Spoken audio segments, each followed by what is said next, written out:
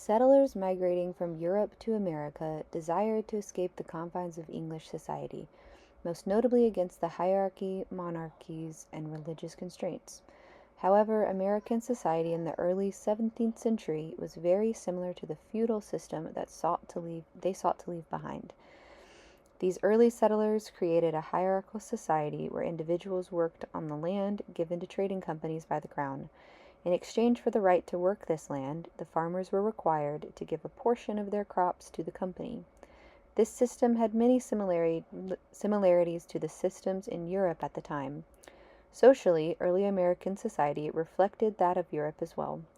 Land was given to wealthy investors, and those working the land were indentured servants. During this time, the church remained a major component of personal and communal life. Protestant churches were created in New England, and a Church of England was created in Virginia.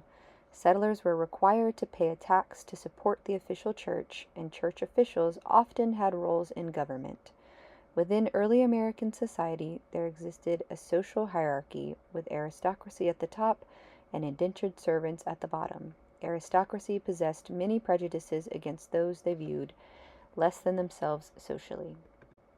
The early society in American colonies was fragile, with many uncertainties related to consumer goods, which were largely imported, and labor shortages due to the lack of skilled tradespeople. These issues, along with major gaps in wealth among individuals, led to frequent riots and overall unrest among the colonists. This unrest ultimately led to the American Revolution in 1775. At the Revolution's end in 1783, America was focused on encouraging a society where democracy was favored, ordinary people were valued, and hierarchy was devalued. Although this new society prioritized individual freedom, there were no major changes focused solely on social structure. Social policies began to develop with the drafting of the Constitution in 1787. While social policy was not included as one of the federal government's powers, this allowed state and local governments to create their own social policies. One early social policy related to the relationship between poor individuals and other members of society. Officials would collect taxes to pay for the needs of the poor. Poor individuals who did not have property or the ability to work would be boarded in the homes of farmers. Another development in societal welfare was regarding orphan children. The local courts ensured orphans were given the funds of their deceased guardians. Land distribution was one of the major social welfare policies during this period. Smaller farmers now had the opportunity to purchase land from the crown, trading companies, and colonial governments, thus creating the ability for ordinary people to scale the societal ladder. Individuals deemed vagabonds would be placed in workhouses. Workhouses fed, clothed, and sheltered these individuals who in turn labored within the workhouse. However, conditions within the workhouses were not always ideal regarding health and safety of individuals housed there. African Americans were not permitted social welfare assistance. This also led to slave owners being unable to free slaves who were too ill or aged to continue working. This oppression extended beyond social welfare, with laws being created in the colonies permitting all white people the ability to discipline slaves. This also created major social gaps between poor white people and slaves, which prior had worked together in fields and as servants. Slavery fueled racist ideologies placed on African Americans, with many white individuals viewing slaves' unwillingness to work in degrading and harsh conditions as a confirmation they were beyond the point of rehabilitation. White settlers effectively defined African Americans as non-persons within society and used this classification to justify the unethical treatment of slaves. This treatment included frequent physical punishments, such as whippings, and invasive intrusion into the personal lives of slaves, which often included the separation of husbands and wives and removing young children from their parents. Within colonial society, women also faced great oppression. Family life, much like societal life, was viewed as a hierarchy, where women and children were placed in a position weaker than that of their husbands.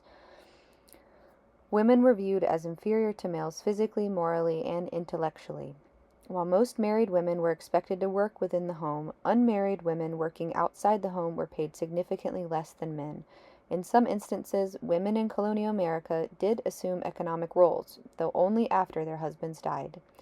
One positive development regarding women in colonial society was the ability to get a divorce. These divorces were granted generally due to desertion and abuse.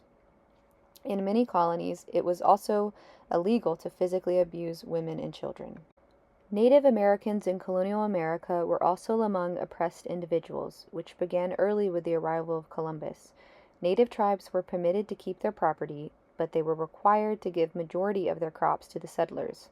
Along with societal oppression, Native Americans faced major population gouges as diseases introduced from settlers killed large numbers of their people.